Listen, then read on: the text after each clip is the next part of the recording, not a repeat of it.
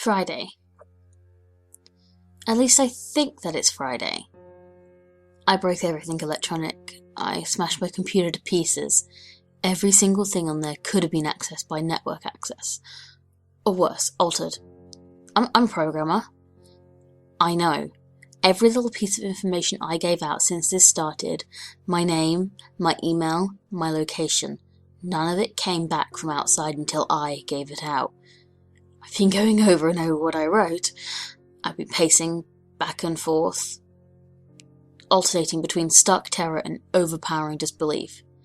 Sometimes I'm absolutely certain some phantom entity is dead set on the simple goal of getting me to go outside. Back to the beginning with the phone call from Amy, she was effectively asked me to open the door and go outside. I keep running through it in my head. One point of view says, I'm acting like a madwoman, and all of this is extreme convergence of probability. Never going outside at the right times by pure luck, never seeing another person by pure chance, getting a random nonsense email from some computer virus at just the right time. The other point of view says that extreme convergence of probability is the reason that whatever's out there hasn't got me already. I keep thinking, I never opened the window on the 3rd floor. I never opened the front door. Until that incredibly stupid stunt with the hidden camera, after which I ran straight to my room and slammed the door. I haven't opened my own solid door since I flung open the front door of the building. Whatever's out there, if anything's out there, never made an appearance in the building before I opened the front door. Maybe the reason it wasn't in the building already was that it was elsewhere getting everyone else. And then it waited until I betrayed my existence by trying to call Amy. A call which didn't work until it called me and asked me my name. Terror literally overwhelms me every time I try to fit the pieces of this nightmare together. That email, short, cut off. Was it from someone trying to get word out? Some friendly voice desperately trying to warn me before it came? Seen with my own eyes? Don't trust them? Exactly what I've been so suspicious of. It could have been masterful control of all things electronic, practicing its insidious deception to trick me into coming outside. Why can't it get in? It knocked on the door. It must have some solid presence. The door, the image of those doors in the upper hallway as guardian monoliths flashes back in my mind. Every time I trace this path of thoughts, if there is some phantom entity trying to get me to go outside, maybe it can't go through doors. I keep thinking back over all the books I've read or movies I've seen, trying to generate some explanation for this. Doors have always been such intense foci of human imagination, always seen as wards or portals of some special importance. Or perhaps the door is just too thick. I know that I couldn't bash through any of the doors in this building, let alone the heavy basement ones.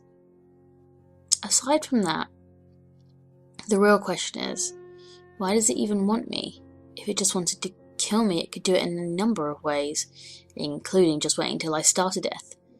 What if it doesn't want to kill me? What if it has some far more horrific fate in store for me? God, what can I do to escape this nightmare?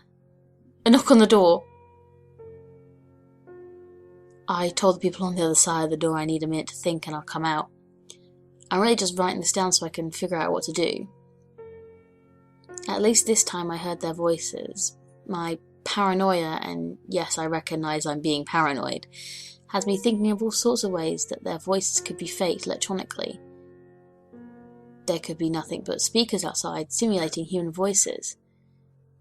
Did it really take them 3 days to come talk to me?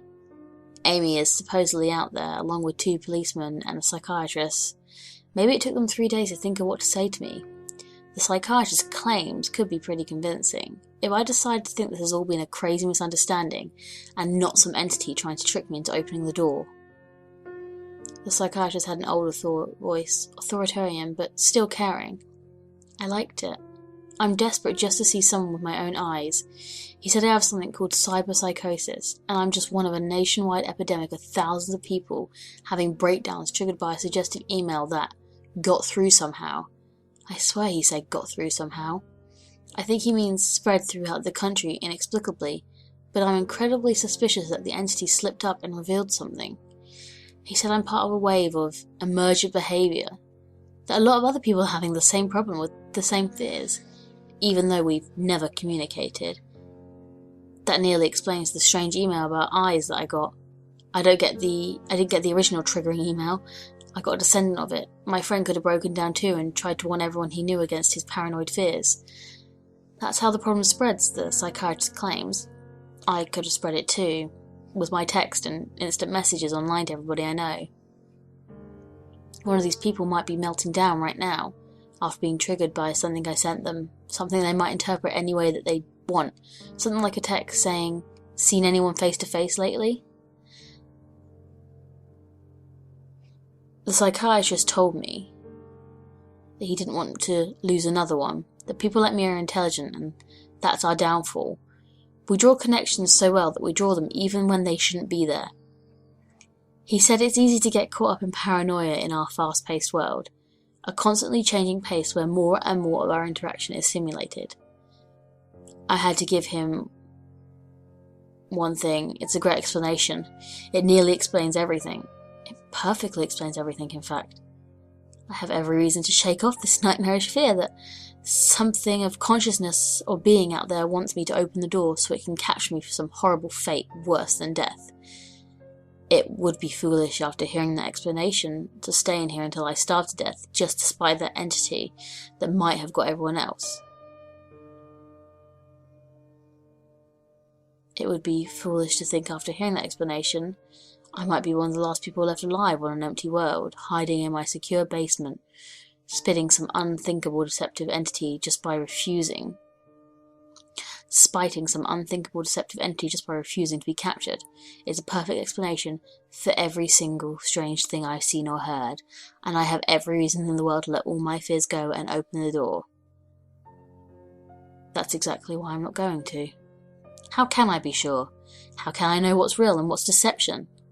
What are these damn things with their wires and their signals that originate from some unseen origin? They're not real.